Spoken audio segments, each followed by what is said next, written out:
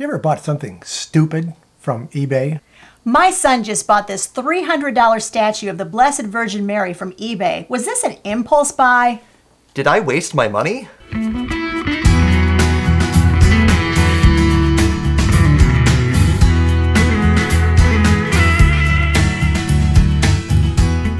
Hi, I'm Hope from Under the Median. Every week on this channel, we talk about practical frugality and about living with a spirit of joy and abundance on a budget. Now, normally my husband Larry is next to me, but today our son James has agreed to come on the program and give you some tips and strategies for avoiding impulse buys on eBay. Hi, I'm James. I'm Hope and Larry's oldest son, and it's an absolute pleasure to be here with you guys today. Now, impulse buying, I think, has actually become so much more common because it's so much more available. The internet is right there, and eBay is available in your home 24/7. Especially for millennials like me who are web natives. I'm accustomed to spending an unhealthy amount of time skulking about the internet. And as you can see, presented by the items in front of me, I've spent a fair amount of time purchasing things on eBay, not to mention Amazon and Etsy. Now, it's actually this experience that he has had with purchasing items on eBay and Etsy and Amazon that led us to the program today. James actually stopped by yesterday and we had this conversation about impulse buying and how to avoid it, especially when it came to eBay. And he had such amazing tips and strategies that I finally said, why don't you come on and share these with everybody? Because I think they are so vital to actually thinking through purchases before we made them. Now, as I mentioned, we're going to give 6 tips and strategies. And then at the end of the program, we're going to tell you the story of the Blessed Virgin Mary statue. And so for those who want to know, was she an impulse? I do not believe she was an impulse buy, but you guys are more than welcome to sound off in the comments whether you think I'm completely deceiving myself and she was indeed an impulse buy. All right, we're going to tell you the whole story, so make sure that you stay with us until the end of the program so you can hear the story about how he was able to purchase the Blessed Virgin Mary. eBay, it's opened up a whole new world of possibilities where you click on a few buttons and all of a sudden you find that you've purchased a cornflake in the shape of the state of Illinois and you've paid $25 for said cornflake. It's a lot better than the $50 cornflake I bought. She got a better deal on her. All right, so as you mentioned, you do purchase some things on eBay, but you have learned some strategic ways to avoid impulse buys. Let's start with our first strategy.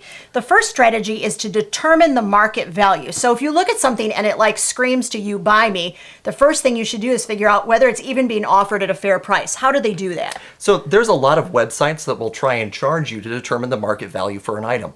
And while they probably have a very large database to be able to get this information, you can do it for absolutely free. One of the glorious things about eBay is that it is capable of tracking all the listings that have been on there along with what they've sold for.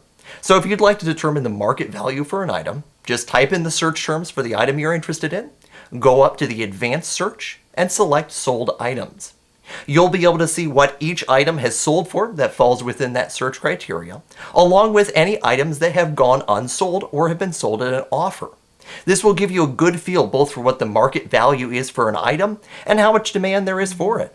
If there's been 20 of these items listed in the last month and only one of them is sold, you might be more likely to be able to make an offer and have the seller accept it for that particular item. So if they look at something and they think, okay, first of all, there's been 20 of them, one of them is sold, it's just not worth, I don't feel like it's worth my effort to even make an offer. It's a perfectly legitimate thing to use our second strategy, which is just walk away. If it's not something you're interested in, there's no reason you need to buy it. Now, if you determine it is something you're interested in, then you really recommend that they still not push that buy button right away. In general, items on eBay are going to sit there for a little while of time. So our third tip is to go ahead and sleep on it. Get a good night's sleep, wait about 24 hours, and see if you're still interested in it in the morning. You might not be, you might be, but that will give you a good feel for if this is an item you really want to work on or if it's something you can let pass. You know, it is amazing to me what looks really good to me at 11 p.m., but like at 7 a.m., in the light of day, I'm like, oh, that was just not a real good thing to think about buying. If you find everything looking good on eBay, it's a great sign that you should go to bed. That's not a good thing to be doing at 2 o'clock in the morning. All right. The fourth strategy that you have actually gives you it's almost like an unseen advantage when it comes to these items. Yeah, and that's simply to watch the item. So when you have an eBay account, on each item there's a button to watch this item. It keeps all the items organized in such a way that you can see all the items you're interested in and what the current status is. What's really cool about eBay though is they have a very sophisticated system of notifications. If that item drops in price, if the seller decides that they're interested in accepting offers, eBay will send you an email to your personal email address notifying you of that. The other thing that's really cool, which is a strategy I've used again and again, is that oftentimes eBay sellers will have an automatic follow-up set that if an item has been in your watch list for a certain amount of time, they'll offer you a lower price. You'll get an email that says, hey, X sellers offered you a 10% discount on this item. This can even be a great tip if you know you're going to want to buy the item. Because if you can save 10% by letting it sit for 24 or 48 hours, you might as well do it. Now, we would love to know in the comments section as we go through each of the tips, have you used these tips successfully? Have you actually hit watch an item and received an offer from either eBay or the seller? Has that worked for you? Now, if they're not on eBay, let's say they're on Etsy, there's actually a different button that they should be hitting. There is no watch button on Etsy. So on Etsy, you're going to want to both like the item. That's a little heart icon that should be up in the corner of the item listing. You're also going to want to add it to your cart. So I'm an Etsy seller. I have an automatic follow-up on my items that if an item has been in someone's cart for a certain amount of time, they're going to get an email with an offer for a discount. Because if they're really interested in that item and the cost is what's keeping them from buying it, I want to make that decision easier for them. I'm not the only seller that does this. So if you're interested in an item, hit that like button, add that thing to your cart, and just wait a few days to see if you get an offer for a lower price. Now, in case they're wondering what your Etsy shop is, tell them what it is you do on Etsy, and we'll make sure that we leave a link to James's Etsy shop in the description of the video. So my Etsy shop is Saint Beads Beads. That's B-E-D-E-S. You can find a link down in the description there. I make and sell custom rosaries, chaplets, and prayer beads to help people improve their relationship with God. I've got one of the ones that I make and pretty frequently carry around for myself here. One of the things I really enjoy doing is upcycling beads that I've purchased at thrift stores and making them into one-of-a-kind prayer beads. Now, I will note that these days I'm mostly doing commissions over selling things in my shop, so if you're interested in a set of prayer beads, hit me up. Yeah. All right. Now, the next thing they can do is actually contact the seller. So they've watched it, they maybe haven't heard back from the seller, and they're thinking, I don't know, what should I do next? What's the next thing they should do if they really want that item? Continue to make offers. Make an offer. It's especially valuable if the item has sat on eBay for a period of time. So this particular book over here is a French tabletop role-playing game that was translated into English, and I was interested in pulling some ideas from it for my own board gaming group. So I made the seller an offer. He came back to me with a counteroffer, and we went back and forth a few times. The really cool thing about eBay is it will notify you, hey, this is the seller's final offer. If you don't accept this, they're not going to dicker anymore.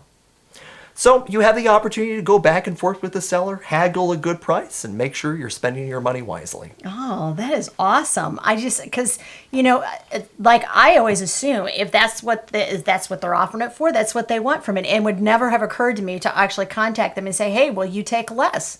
One of the things that watching that item will do as well is it'll help you get a feel for how long that listing has been on eBay. If the seller's had a listing only up for a few weeks, they might not be open to haggling on it. If it's been there for several months, they might be a little more open to selling it for a lower price. And there's no problem with making multiple offers. So if you receive a counter offer, it's perfectly legit to counter the counter offer, right?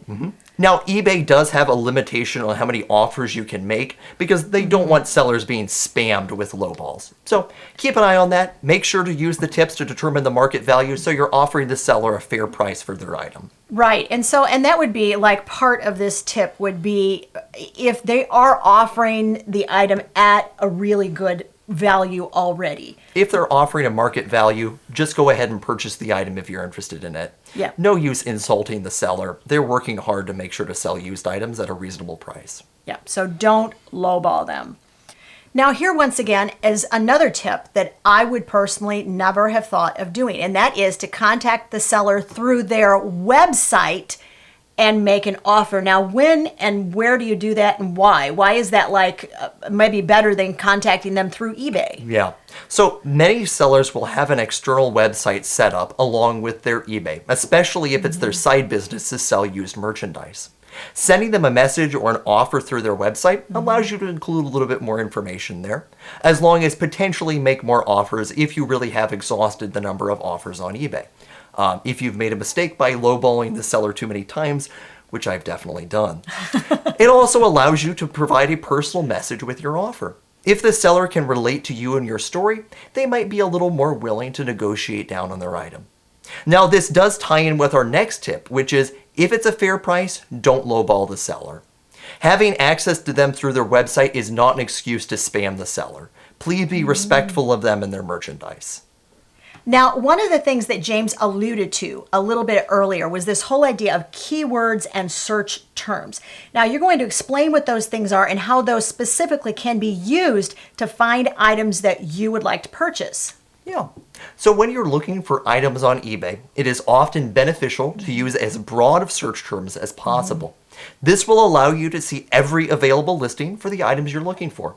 So if you got some time in the evening while you've got The Office playing on Netflix on the television and you're scrolling aimlessly through eBay, which I've definitely done on many a Friday night, using broad search terms will allow you to see every available item for your purchase. Part of the reason I got this at such a reasonable value was because the seller had not used very good keywords in his description. This is a set of 1991 Dungeons & Dragons trading cards. Market value for this on eBay is between $25 and $50. I found this item. It was listed at a minimum bid of 99 cents. I placed what I believed was a reasonable maximum bid for that, considering my budget. And it turned out no one else saw this item. Wow. So I secured it for the minimum bid of 99 cents plus shipping. Oh my gosh. So one of our final suggestions before we talk a little bit more about some of the items that are on the table is that you suggest that they not place a bid and purchase something early in the morning. Now, this is a cautionary tale, guys.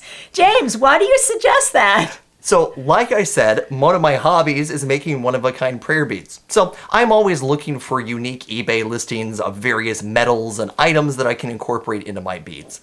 I had been watching this lot of around 100 metals to see if it dropped in price. And when I woke up first thing in the morning, I checked my email and saw this item has gone on sale. So I hopped on eBay, clicked buy it now, and was so proud of my purchase.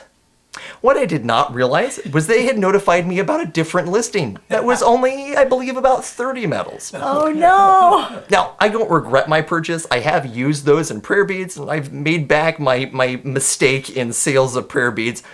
But make sure you're fully awake and are carefully reading your notifications before you impulse buy an item. Now we're going to talk about some of the things that are still on the table in front of us that we haven't discussed. And James is going to explain why he brought these items and how the tips that we are giving you actually play into these items and when and how he purchased them. Yeah. So I was running a Dungeons & Dragons game for a group of students on my college campus. And I knew that the next module I wanted to run, the next story I wanted to walk my players through, was Curse of Strahd. Now, I did not want to purchase this book new from Wizards of the Coast because it was outside of my budget. I had decided to set the bottom dollar for what I was willing to spend on a copy of this book. I was searching around eBay and saw several listings that were slightly above that dollar amount, so I decided to walk away, to go ahead and wait until the item was posted at a price that I was willing to pay for it. I saw this particular listing, which was allowing an option to make an offer to the seller. So I made an offer. I wrote a message explaining I'm a college student, I'm broke, I'm wanting to play this with my friends. Would you be willing to go down on it? Meant the seller accepted my offer, and I got this book for the price that I really wanted to pay for it. One of the other things I do when collecting Dungeons & Dragons material or religious art is using broad search terms. I knew that I had wanted to get an icon of the Archangel Michael for my prayer corner. Now, icons can run fairly expensive depending on where you're getting them from. So I searched Archangel Archangel Michael icon on eBay and just listed it low to high price and started scrolling. I found this particular icon from a Russian seller at a really good price. I purchased it because I knew that it was a fair market value. I didn't try to haggle with them. I bought it, and it has a proud place within my prayer corner. So that would be another tip then, would be when you're searching, search from low to high price. Okay. If you're interested in seeing when an item was posted, you can also filter it so that it's showing you the oldest listings first or the newest listings first. New listings can be beneficial if someone has posted an item without quite knowing what market value is for it and have priced it too low. That'll allow you to be able to purchase it and get a good deal on it. Sorting them by oldest listings first will allow you to see ones that have been on eBay for a while, and the seller might be a little more interested in negotiating their price. All right, so as your mother, I want to know about this comic book in front of us that we haven't discussed yet. What's with the comic book? So this is actually another tabletop role-playing game. My hobbies are clearly displayed for all to see. I had really been wanting to kind of get a closer look at this particular game. I'd seen good reviews for it, I'd looked at videos of it being played, but again, I couldn't really afford to buy it from the publisher. So I skulked around eBay, searched low to high, waited for a little bit, and I was able to find the book at a price that was within my budget. Now, I will note, as a person who's part of kind of the tabletop role-playing game community, it is really important to be able to support creators you like. And this is true of whatever type of art you enjoy. If you have it within your budget to be able to buy an item directly from the artist rather than a used market, I would encourage you to do so, because that lets the artist know that you value their work and allows them to continue doing what they're good at. Now, we promised at the beginning of the video that we would tell you the story of the Blessed Virgin Mary, and she is actually a really special statue. And so we're going to let James tell that story now. And she was not an impulse buy. She was not an impulse buy. So I was skulking through eBay, as I often do, looking at statues of the Blessed Virgin. Religious art is a hobby of mine, and I'm a particular fan of the Blessed Virgin Mary herself, and had wanted a nice statue to be able to have in my room. I saw this statue and absolutely fell in love with it. So this statue was listed as an 18th century statue. It is entirely possible that this particular image is older than the United States of America. It was likely carved by a group of French artists and was then used in a monastery in the city of Bruges, Belgium. The original listing was at a price of $600. I knew that I probably could not justify spending that much on the item. I saw it probably in December of 2020 and decided to keep my eye on it. So I watched the item, and I saw a notification a few weeks later that the price had dropped to $420. This was still a price that was outside of my budget, and I wasn't interested in spending that much at the time. That's when I made a cardinal mistake. I lowballed the seller. I sent her an offer that was insultingly low, and she never countered that offer. I upped my offer several times and eventually ran out of the options to be able to make an offer on eBay because I made a mistake. I insulted the seller and was lowballing her product. And I was really disappointed because I wanted this statue but wasn't interested in paying the sticker price for it because I just couldn't afford it. So I continued to watch the item and waited a few months to see what would happen. I eventually got to the point where I was thinking about it. I thought I would be really, really disappointed if this item sold and I wasn't the buyer. It's a one-of-a-kind statue. It's super old. I want this to be an item that I'm able to put in my room.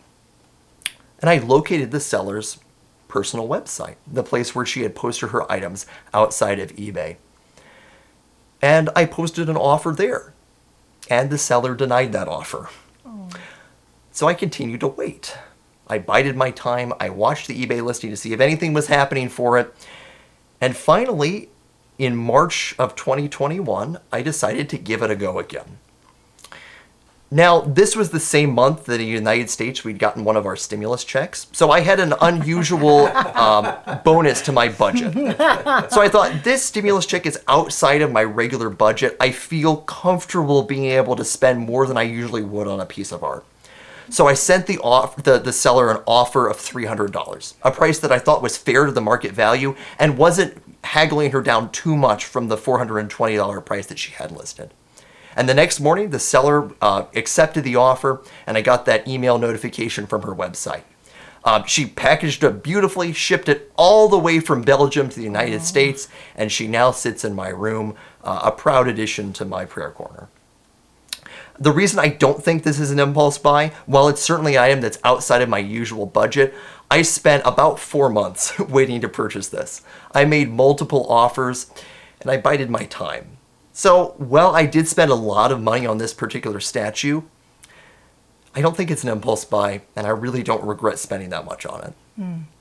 If you have found these strategies for eBay to be really, really helpful, we'd love to know about it in the comments section. And if you have something to add, if there's something that you do that keeps you from making those impulse buys on eBay, we would love to know about it. Now, James told us that he is willing to come on and do a follow-up program. So if you have more questions for him that he didn't answer in this program about eBay, how to buy on eBay, and maybe Etsy, any online source that you purchase things on, he is willing to answer your questions. So make sure that you leave them in the comment section on this video, and we will have him back again for part 2 of how to avoid impulse spending online. Make sure that you like the video and give it a thumbs up. And if you're not subscribed to the channel, make sure you subscribe and hit that bell notification button. We'll see you next week. My son just bought this $300 statue of the Blessed Virgin Mary from eBay. Sorry. Yes, he did.